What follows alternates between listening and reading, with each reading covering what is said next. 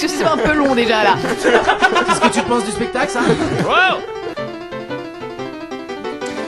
Oui, bonsoir André, quel plaisir, comment allez-vous?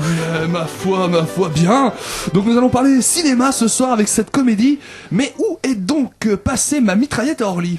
À ce propos, j'ai justement une anecdote. Non, Jérôme, non. Bon, alors oui, comédie, que pardonnez-moi, mais je dirais plutôt grosse guignolade hors jugée par...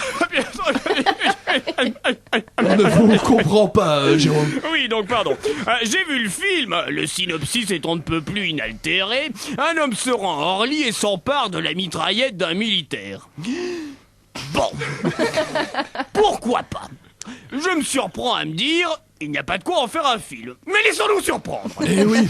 Ben oui. Ainsi, Ah oui. je vais donc voir ce film non sans a priori, comme vous l'aurez saisi. Ça commence par un contrôle routier à Garges-les-Gonesse, bien connu pour ses atterrissages forcés. On ne comprend pas votre référence, Jérôme. Donc, un homme décide de tirer sur des policiers lors d'un contrôle routier, un samedi, à 6h50. Je reste sceptique quant au caractère terroriste de ce geste, compte tenu de la situation, des lieux et surtout de l'heure. L'action ne s'arrête pas là, puisque notre ami s'aventure dans un car jacquinge avant d'arriver au clou du film à Orly.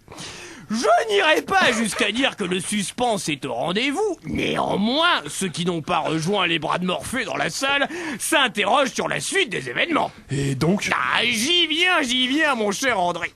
L'homme arrive donc à Orly, s'approche d'un de ces hommes en tenue militaire avec une de ces armes impressionnantes qu'on croit souvent dans les aérogares ou les salles des pas perdus.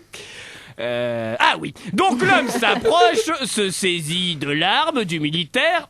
Alors, j'aimerais qu'on s'arrête une seconde sur cette partie du film dont le réalisme n'a pas été le souci de notre ami le réalisateur. On a des types armés jusqu'aux dents, prêts à intervenir au moindre événement suspect.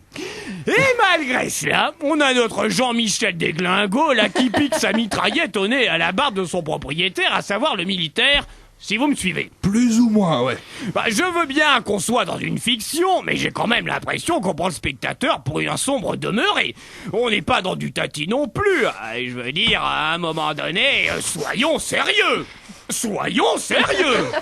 En plus, les personnages deviennent des terroristes à la petite semaine. Hein. C'est comme si le 11 septembre, un type était rentré dans le World Trade Center en jetant des avions en papier en hurlant à la Akbar. Hein. Pas d'amalgame, Jérôme, Bon s'il vous plaît.